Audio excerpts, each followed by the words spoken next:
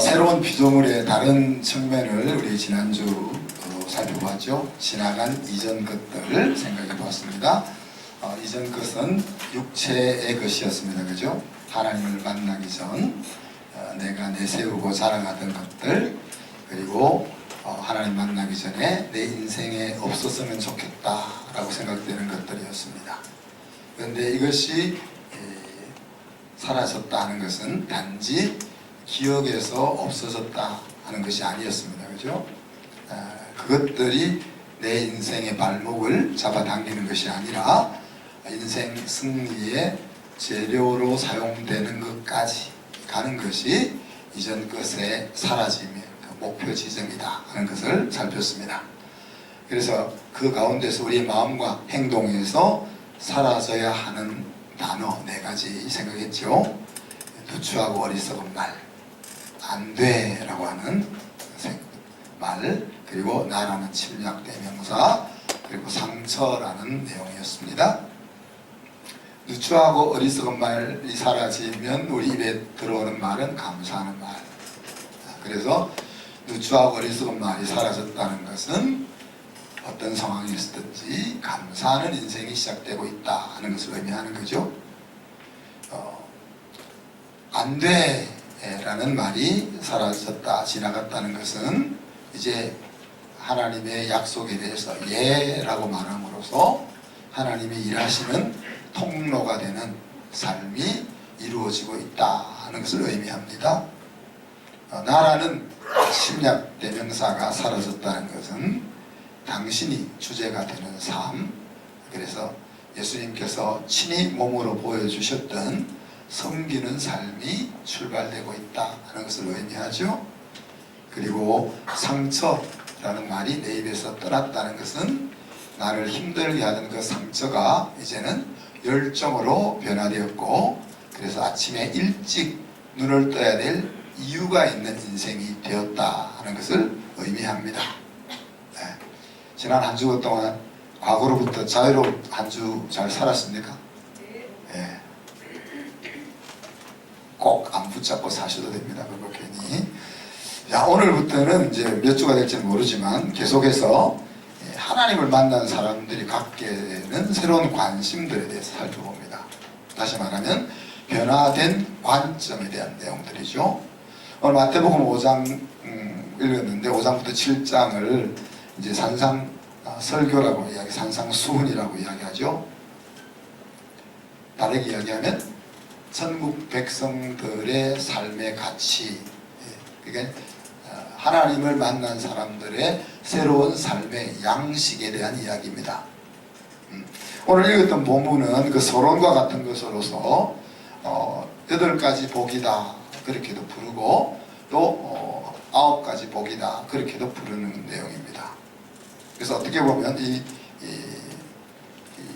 산상설교의 서론은 그 천국 백성애로의 초대 혹은 복음으로의 초대다 그렇게도 볼 수가 있는 것입니다. 그래서 이 가치를 받아들이는 사람이 하나님의 나라에 들어가는 겁니다. 하나님의 나라로 들어오는 겁니다. 노력해서가 아니고 여기서 이 가치를 내 것으로 삼아야지 그렇게 해서 공부하고 연구하고 힘쓰고 그렇게 되는 것이 아니고, 오늘 이 말씀을 들을 때, 이 말씀을 읽을 때 그래 이거야 하는 것이 내 심령에 들려지면 복음 안으로 들어오게 되는 것입니다. 그래서 우리 한순 공동체에 속해 있는 모든 권속들이 이 복된 자리에 이를 수 있기를 바라는 겁니다. 자, 예수님께서 산 위에 올라가 앉으셨다 그랬는데 언덕 같은 산입니다. 언덕 같은 산인데 우리나라로 치면 대관령에 가면 소들 먹이는 이렇게 나지막한 언덕들이 있는데 그 언덕 위에 올라가셨다 그렇게 생각하면 좀 이해가 쉽게 되겠습니다. 과학자들이 주로 시간이 많은 분들이 많아서 안 해도 되는 실험 같은 걸 많이 하거든요. 쥐를 잡아가지고 이렇게 수술을 해보기도 하고 이런 것들을 많이 하는데, 어떤 사람이 또 이런 걸 또 실험을 해봤나 봐요. 이 팔복산이라고 불리는 그곳에 예수님께서 말씀을 전하는데 도대체 얼마나 그 말씀을 들을 수 있었을까 하는 것들을 실험을 해봤더니만 한 2, 3만 명 정도에게 강연이 전달될 수 있는 그런 구조의 언덕이다, 그렇게 이야기하는 겁니다. 그래서 언덕 위에서 말씀을 전하니까 언덕 위에서 바람을 타고 그 소리가 밑에까지 잘 퍼져서 많은 사람들이 그 말씀을 들을 수 있는 거죠. 마치 갈릴리 호수에서 예수님께서 말씀을 전하려고 할 때 무리들이 많이 모이니까 예수님이 배를 띄웠잖아요. 배를 띄워서 조금 바다 가운데로 좀 들어가서 거기서 말씀을 전하는 것을 통해서 더 많은 사람들이 예수님의 가르침을 들을 수 있게 하셨던 것처럼 많은 무리들이 몰려오니까 그 몰려온 무리들, 요즘 같으면 이게 마이크 세팅을 했었겠지만 그것이 안 되니 산 등성이에 올라가시고 무리들은 그 아래로 모여 앉게 해서 말씀을 전한 겁니다. 자, 그래서 예수님이 언덕 위에 올라가셔서 사람들을 쫙 앉히고 나니까 오늘 5장 1절에 보니까 제자들이 나왔다 그랬어요. 그죠? 이게 제자들이 나오는 시점에부터 이제 이 산상설교를 시작하셨다는 이야기입니다. 수많은 그 모여있는 무리들에게 이 설교를 하고 있지만 사실 예수님이 지금 중요하게 생각하는 사람들은 이 제자들인 거예요. 제자들이 그 앞자리에 앉았을 때에 가르침을 시작하셨습니다. 자, 예수님이 그 제자들에게 말씀하신 복이 지금 뭡니까? 심령이 가난한 것이 복이다. 애통하는 것이 복이다. 온유한 것이 복이다. 의에 줄이고 목마른 것이 복이다. 긍휼히 여기는 것이 복이다. 마음이 청결한 것이 복이다. 화평케 하는 것이 복이다. 의 때문에 핍박을 받는 것이 복이다. 그게 덧붙여서 예수님 때문에 욕먹고 핍박받고 악한 말 듣는 것이 복이다, 이렇게 이야기하셨습니다. 그리고 이 8가지 중에서 첫 번째와 8번째는 현재형으로 써져 있습니다. 그러니까 예를 들어서 심령이 가난한 자는 복이 있나니 천국이 그들의 것이 이미 그들의 것이다, 이런 이야기. 의 때문에 박해를 받고 있는 너희들에게는 이미 천국이 너희 것이다, 그렇게 이야기하고 있는 거예요. 나머지 6가지는 앞으로 이런 복이 너희에게 임할 것이다, 그렇게 이야기하고 있는 거죠. 그 말은 우리가 이 세상에서 살아가는 동안 복음을 만나게 되면 우리 앞에 놓여져 있는 어떤 상황과 환경 속에서도 천국을 누리는 거다, 그 말입니다. 내가 안고 있는 어려움과 힘든 사건들이 다 해결이 되고 지나가야 내가 천국을 맛보는 것이 아니고 그 어려움과 아픔이 여전히 있지만 그 가운데서 천국을 누리는 거다. 우리가 다니엘을 위해서 계속 기도하고 있는데 지금 다니엘이 갈등 중에 있어요. 지금 치료가 거의 1년이 됐잖아요. 그리고 우리들도 기도하고 있고 다니엘도 기대하고 있는 것은 뭡니까? 하나님이 신경을 살려주시고 손과 발을 움직이게 하셔서 뭐 100%는 아니더라도 움직이게 하셔서 다시 학업을 하고 정상적인 삶을 살게 되는 겁니다. 그죠? 근데 이제 우리 어진 입사님하고 좀 이야기를 나누는 가운데 이제 다니엘과 똑같은 상황을 맞았던 그 의사 선생님을 통해서 새로운 도전을 받은 거죠. 뭔가 하면은 이제부터 일상생활로 복귀하라는 거야. 우리는 보통 우리의 생각은 그래요. 어떤 문제가 있으면 이 문제가 다 사라지고 새로운 삶을 살고 싶은 거예요. 우리를 힘들게 하는 것들이 좀 없어지고 그냥 아무것도 나를 이렇게 힘들게 하는 것이 없는 그런 깨끗한 상황에서 새롭게 요이땅 하고 싶은 마음이 우리 속에 항상 있는 거죠. 근데 세상은 그렇지 않다는 이야기예요.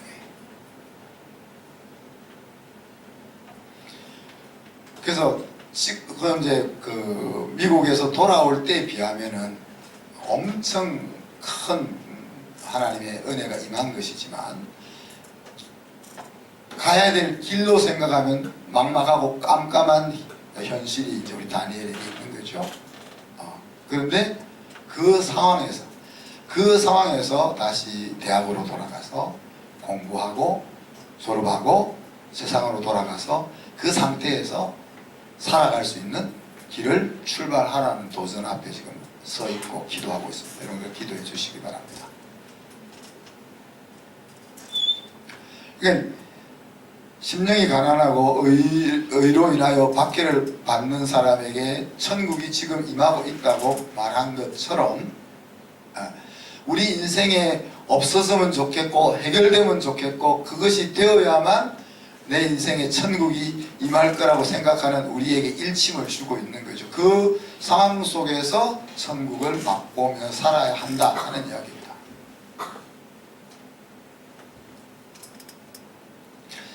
자, 이 8가지 지금 복을 제가 그냥 짧게 설명할 것도 없는 내용이잖아요. 들었는데 이 말씀을 2000년 전에 제자들이 듣고는 어떤 생각이었을까? 아, 정말 그렇지. 그럴까? 아니야, 예수님이 무슨 엉뚱소리에. 제자들은 어떻게 마음속으로 생각을 했을까요? 적어도 아니야, 예수님 뻥치고 있어, 이런 생각은 안 가졌을 것 같아요. 그죠? 그런 생각이었으면 이제 일어나서 뒷자리로 가든지 집으로 돌아갔을 거 아니에요? 근데 7장까지 계속 앉아있었던 거 보면 그러지는 않았던 것 같아요. 여러분의 마음은 어떠냐? 여러분 지금 아니 예수님이 지금 이 자리에 오셔가지고 지금 제가 말씀을 낭독한 것처럼 야, 이런 것이 복이야. 하나님의 백성들은 이런 것이 복이라고 생각하는 사람이야. 이렇게 말씀하신다면 여러분은 어떻겠느냐 하는 이야기입니다. 우리가 하나님의 말씀을 들을 때 항상 기억해야 될 것은 베레아 성도들의 자세죠. 말씀이 그러한가 하여 날마다 상고하고 그러니까 하나님의 말씀을 들었을 때에 그렇지 하고 좋습니다만은 쉽게 받아들이는 사람은 행동으로는 잘 안 옮기는 경향이 있는 것 같아요. 원수를 사랑하라 그러면은 알았습니다. 원수를 사랑하죠? 이런 사람은 원수를 잘 사랑 못하는 것 같아요. 그런데 내가 왜 원수를 사랑해야 돼요? 왜 내가 옆에 앉아있는 이 원수를 사랑해야 돼요? 친구도 아니고 나를 힘들게 하는 이 사람을 내가 왜 사랑해야 돼요? 어떻게 사랑할 수 있어요? 나는 못해요. 예수님 입장 바꿔놓고 예수님이면 할 수 있겠어요? 이렇게 따져야 된다는 이야기입니다. 따진다는 말은 그것을 하려고 하는 마음이 있다는 이야기입니다. 안 따진다는 말은 100% 그것을 순응하겠다는 의미도 있겠지만 문제없이 그냥 뭉개고 지나가고자 하는 마음들이 더 많은 거죠. 그래서 그 상고한다 이그제민이란 말은 진짜 예수님이 하신 말씀이 이게 정말일까? 지금 우리를 그냥 잠깐 떠보려고 하는 거 아닐까? 어떻게 이럴 수가 있느냐? 이건 아니야. 아무리 신앙생활을 하더라도 이건 아니야. 이런 생각을 가지고 또 정말 그런지 한번 원수를 사랑하려 했으니까 내가 한번 그래요. 내가 속는 셈 치고 한번 해준다. 그래서 이제 옆에 있는 사람을 사랑해 보는 거죠. 그랬더니만 이상하네. 그런 경험을 하는 것이 이게 재미있는 상고한다는 이야기입니다. 자, 지금 예수님께서 이것이 하나님을 만난 사람들이 복이라고 복이야. 하나님을 만난 사람들은 이것을 복이라고 생각하는 거야 라고 말씀할 때 진짜인가 하는 것들을 여러분이 곰곰이 묵상해야 된다는 이야기입니다. 그냥 간디도 이 말씀을 좋아했고 많은 사람들이 이 말씀을 좋은 말씀으로 받아들이고 있으니까 그래 그렇겠지 하고 지나가는 것이 아니라 정말 애통하는 것이 복인지, 온유한 것이 복인지, 긍휼히 여기는 것이 복인지, 의에 줄이고 목마른 것이 복인지, 그것을 깊이 곰곰이 따져 보아야 된다는 이야기입니다. 자, 첫 번째 보면 심령이 가난한 자가 복이 있다 그랬는데, 여러분 가난한 것이 복이 정말 있습니까? 가난한, 예수 믿으면서 계속 가난하게 살아라 그러면 예수 믿을 거예요? 저는 안 믿을 것 같아요.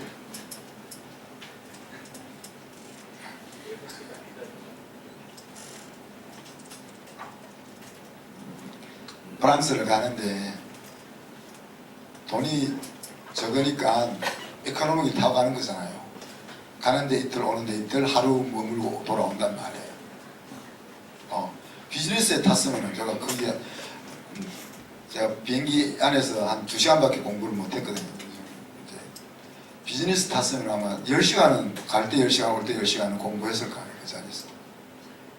돈이 좋다는 이야기예요. 우리 장로님, 우리 권사님 미국 갈 때 빈실 있으면 태우라 하니까 장로님 굳이 안 태우고 같이 끝까지 에코노미로 가시던데 다음에 비즈니스 한번 장로님 그냥 에코노미 타고 가시고 권사님은 비즈니스 한번 태워 주시면 좋겠어요. 네. 돈이 없어서 좋은 거 있습니까? 돈이 없어서 좋은 거 있습니까? 가난해서 좋은 거 있습니까? 좋아요? 와, 가난할 때는 정이 많았던 것 같아. 그러죠. 가난하니까 어디 돌아다닐 때도 없고 같이 동네에 앉아가지고 수박 깨먹고 옥수수 다 먹고 그러니까 뭐 비행기 탈 돈도 없고 그러니까 정이 많은 것 같이. 네. 돈이 많아도 엄청 정이 있을 수 있거든요. 그런데 이 가난이 좋은 것이 딱 하나 있습니다. 가난은 진짜 좋은 거 아닌데 가난이 좋은 것이 딱 하나 있습니다. 뭡니까? 마음의 수용성이 있다는 거예요. 네. 지식적으로 부유한 사람은요, 지식적인 것에 대해서 마음을 잘 안 열어놓습니다. 왜냐하면 자기가 벌써 똑똑하고 자기가 그 영역에 있어서 이만치 올라가 있기 때문에 엔간한 이렇게 사투리죠. 웬만한 지식이 안 오면은 그 귀담 안 듣습니다. 그죠? 돈이 많은 사람은 뭐 예를 들어서 우리 애들 요새 지금 야 너 엄마 말 잘 들고 오늘 이번 학기에 올 A 받으면 엄마가 버거킹 세트 사줄게. 그럼 말 들어요? 안 듣지. 버거킹 그냥 평소 때도 가서 사 먹을 수 있는데. 돈이 많은 사람은 앵간하게 돈 많은 상이 안 걸리면은 귀도 쏠깃 안 한단 말이에요. 그런데 가난하면 어때요? 조그만 이야기에도 마음을 훅 열게 된다는 이야기예요. 그래서 심령이 가난한 자가 복이 있다. 왜? 이 심령이 가난하니까 하나님의 복음이 들려올 때 그냥 마음을 확 열고 그 말씀을 받는 거예요.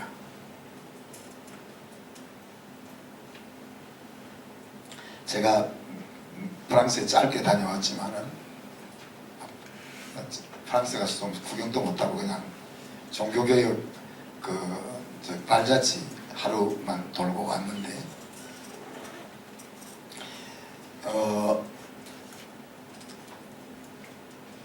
그래서 이제 그런 생각을 좀 했어요. 가난이란 것이 뭔가? 프랑스가 이제 중세 때는 사실 유럽을 대표하는 국가잖아요, 그죠? 국가.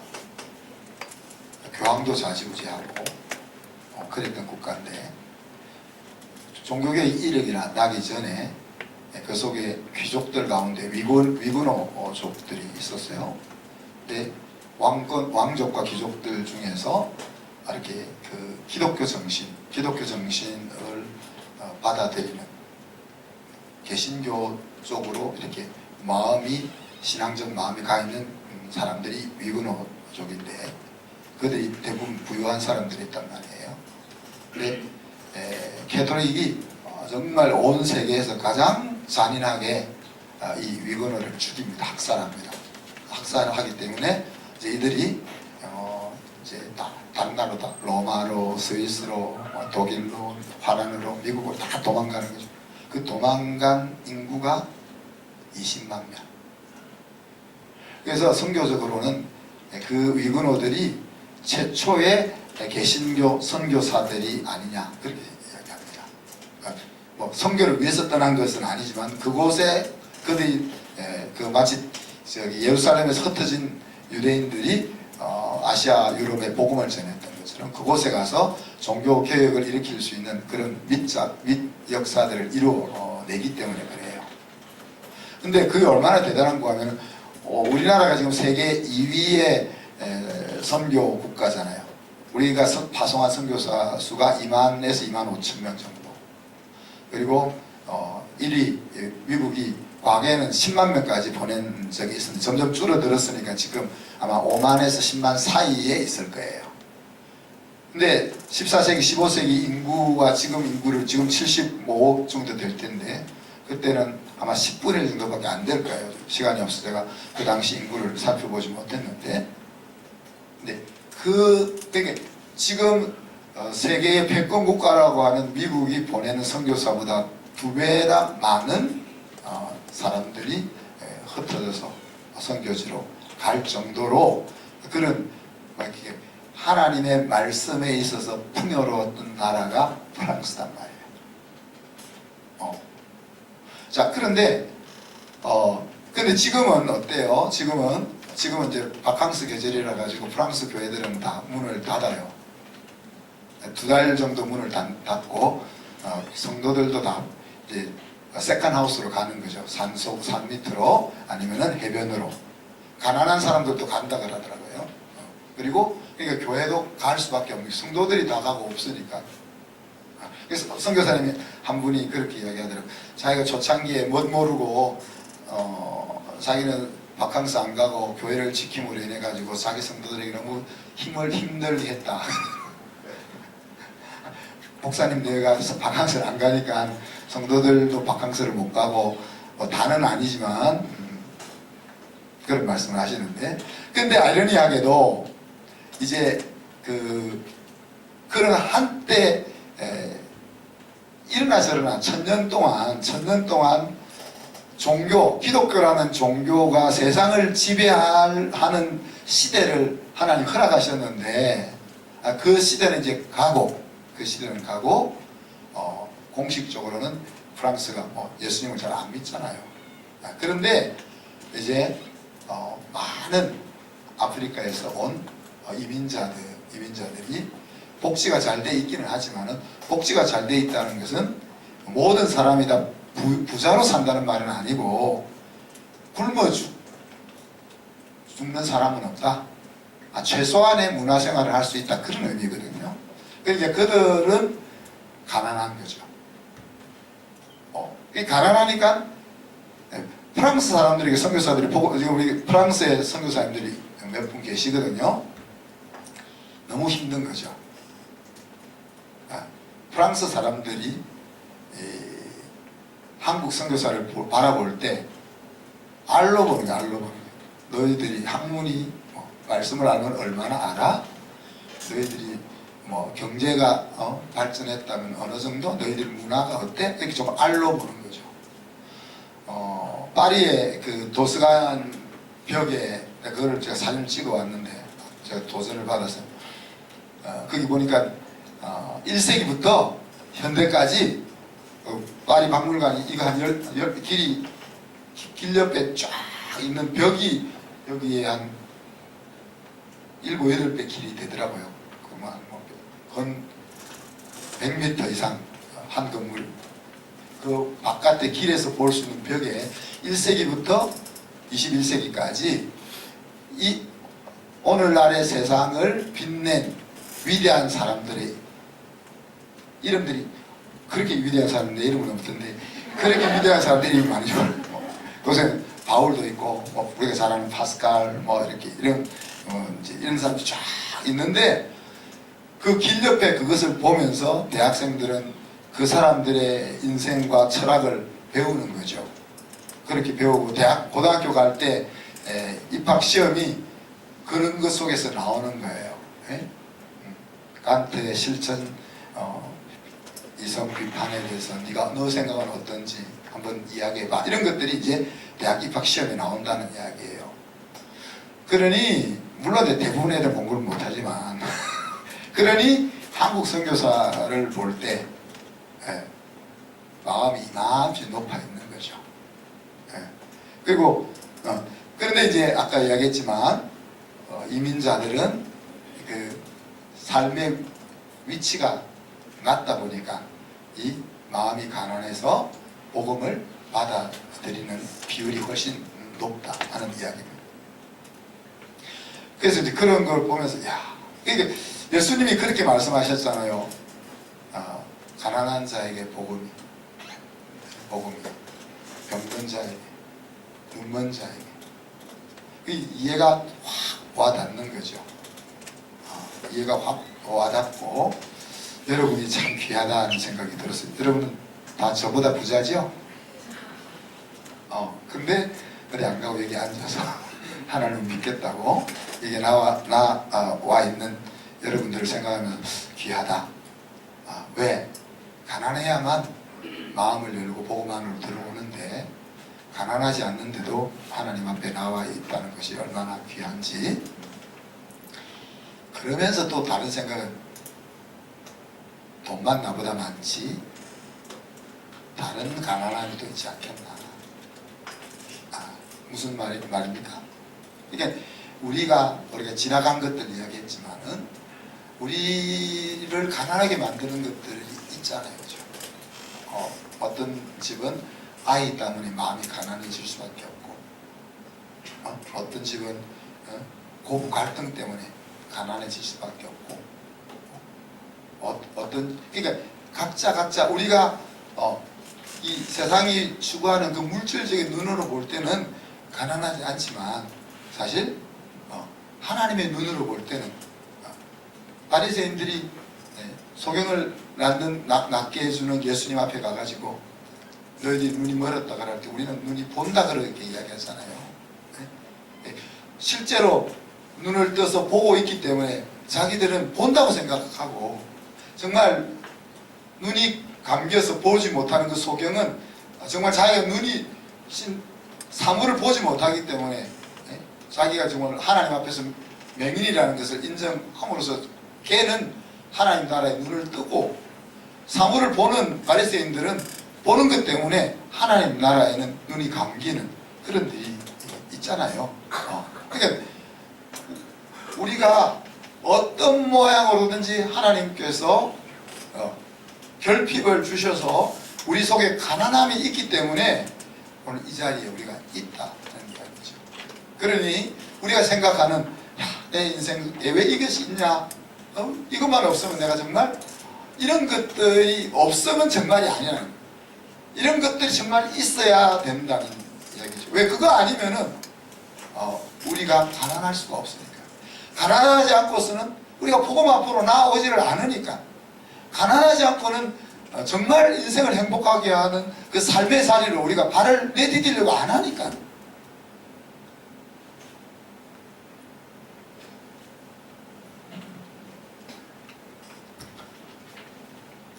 예수님께서 제자들을 향해서 시간이 또 벌써 많이 갔네요. 제가 좀 생략을 좀 하겠습니다. 나를 따라오려거든 비용 계산을 좀 하라 그러잖아요. 망대를 지으는 사람이 있는데 망대를 지으려면 1억이 드는데 1,000만 원밖에 없으면 시작할 수 있겠냐. 1,000만 원 가지고 기둥만 세우고 나서 망대를 완공 못하면 동네 사람들이 비웃을 거 아니냐. 원수나라가 쳐들어오는데 2만을 가지고 쳐들어오는데 우리나라는 군대가 10,000명밖에 없어. 그러면 우리가 싸워서 이길 수 있을지 이길 수 없을지 빨리 판단을 해가지고 이길 수 있으면 싸우러 나가는 거고 이길 수 없다면은 화친을 청해야 하지 않느냐. 그렇게 이제 비용 계산에 대해서 이야기하죠. 너희들이 나를 따르려면은 나를 따르는 것으로 인해서 얻을 것과 잃을 것에 대해서 주판을 좀 튕겨봐야 되지 않겠냐. 그렇지만 주판을 튕기고 손해 같을지라도 따라오는 것이 맞다 하는 것을 그렇게 강조하셨어요. 오늘 예수님께서 산상설교를 통해서 제자들에게 우리에게 새로운 가치를 말하고 있는 거죠. 그죠? 예수님이 말씀하고 있는 이런 새로운 가치와 우리 세상이 말하고 있는 기존 가치를 우리는 비교해보고 비교하면서 아, 예수님의 이것이 더 정말 비교 우위야 라는 마음이 들어야 이 말씀이 내 말씀이 된다는 이야기입니다.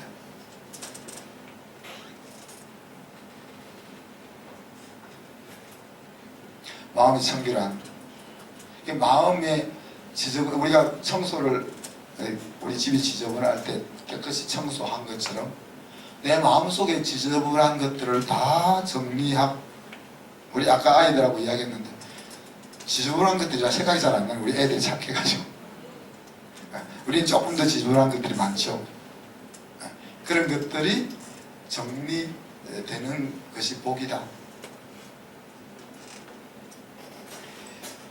의에 줄이고 목마른 것, 이게 부족해서 마음이 답답한 그 갈증이 있는 것이 복이다. 그죠? 우린 다 갈증 없이 살고 싶어 하잖아요. 부족함 없이 살고 싶잖아요. 심지어 우리 믿는 우리들도 하나님이 좋지만은 하나님이 안 도와주셔도 계속 행복할 수 있는 길을 찾고 싶잖아요. 불확실하거나 부족한 것은 싫잖아요. 그죠? 근데 그런 것이 부족해서 이렇게 갈증을 가지고 있는 것이 복이다. 그렇게 얘기하는 거죠. 하나님까지 좀 사용해서 부려먹고 싶은 것이 우리인데 하나님이 잘 사용할 수 있는 그런 사람으로 길들여지는 것이 복이다. 그렇게 말하는 거예요.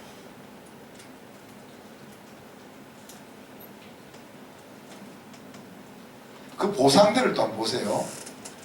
천국이 그들의 것이다 그랬습니다. 그냥 하나님과 함께 사는 것이 하나님 주신 보상이다 그랬어요. 10억을 주겠다, 100억을 주겠다 이러면 좋을 텐데 그렇게 안 하고 또 하나님이 위로해 주실 거고 갈증을 가지고 있는 것을 채워줄 거다. 그러니까 하나님이 인정받고 하나님의 그 위로 이런 것들이 상이다 그랬어요.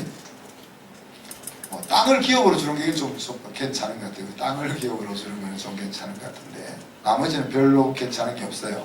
하나님을 볼 것이다 그랬어요. 또 하나님의 아들이라고 너희들이 불린다. 이런 것들이 보상이라고 이야기하는 거예요. 야, 이런 것이 복된 삶이야. 하나님을 만난 사람들은 이런 것을 복된 것으로 생각해야 돼. 그리고 그렇게 생각하고 살면은 내가 이런 상을 줄 거야 라고 이야기하는데 이것이 받아들여질만 하냐 하는 이야기입니다. 그래서 오늘 말씀의 엑스티킷은 여러분은 예수님의 행복론을 어떻게 생각하느냐 하는 겁니다.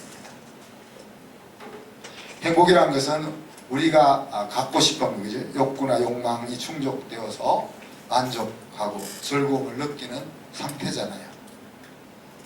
이것은 근데 사실은 내가 얼마나 가지느냐에 달려있는 것이 아니고 가치관의 문제입니다. 어떤 것을 행복이라고 정의하면 내가 살 거냐는 가치관의 문제고 또한 또 행복을 좌우하는 중요한 것은 인간관계의 문제입니다. 내가 좋은 사람들과 좋은 관계 속에서 얼마나 잘 있을 수 있는가 이것이 더 중요한 내가 가지고 있는 것보다 더 중요하다는 이야기죠.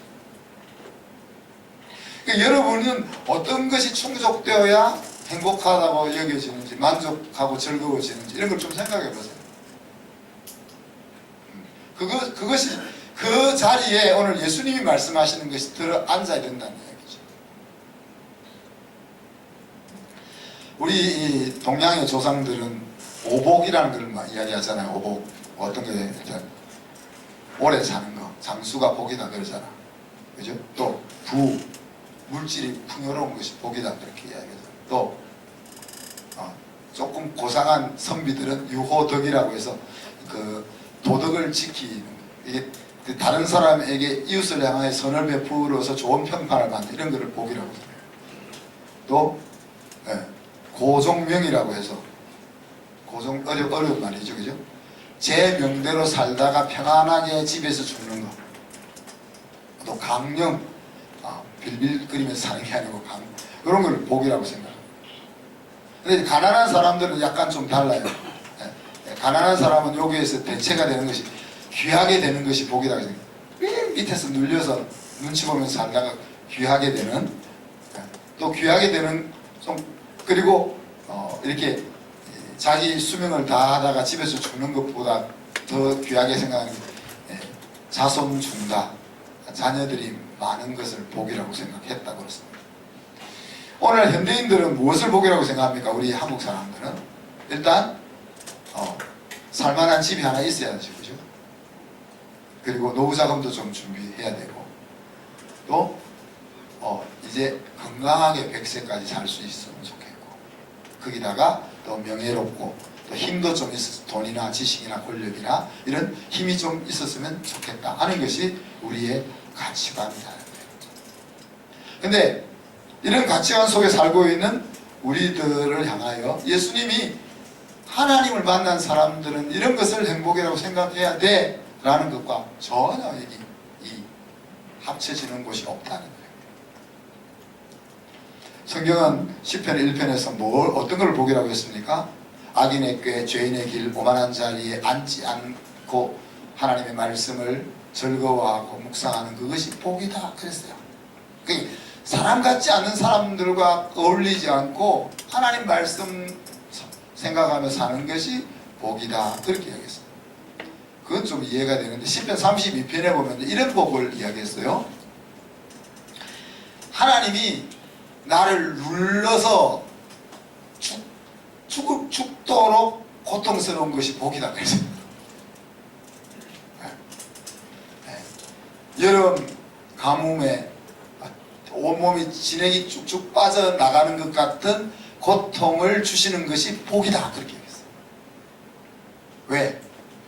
내가 잘못된 길을 갈 때 그렇게 고통스럽게 안 하면은 그것이 제대로 가는 건 줄 알고 계속 가다가 결국은 마지막에 낭떠러지로 떨어져서 망하는 인생이 될 것이기 때문에, 하나님 내가 망하는 길로 발걸음을 내디딜 때는 나를 물려가지고 정말 숨도 못 쉬게 고통 속에 빠뜨리는 그것이 복이라고 시편 기자는 말하고 있는 거야. 시편 112편은 하나님의 계명을 즐거워하는 그 복, 그거는 이해가 좀 되죠? 정직한 것이 복이다. 정직하면 손해보잖아요, 여러분. 정직해갖고 손해본 거 많을 거죠.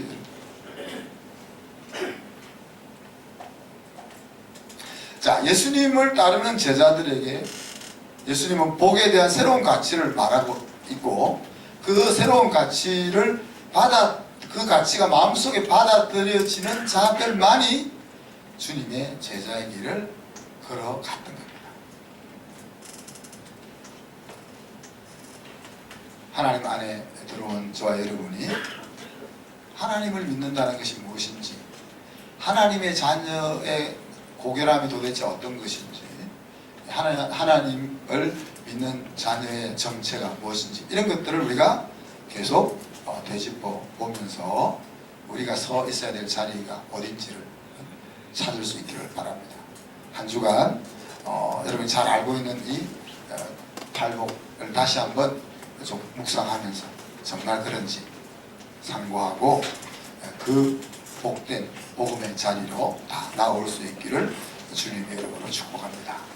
기도하겠습니다. 하나님 사랑과 은혜를 감사합니다.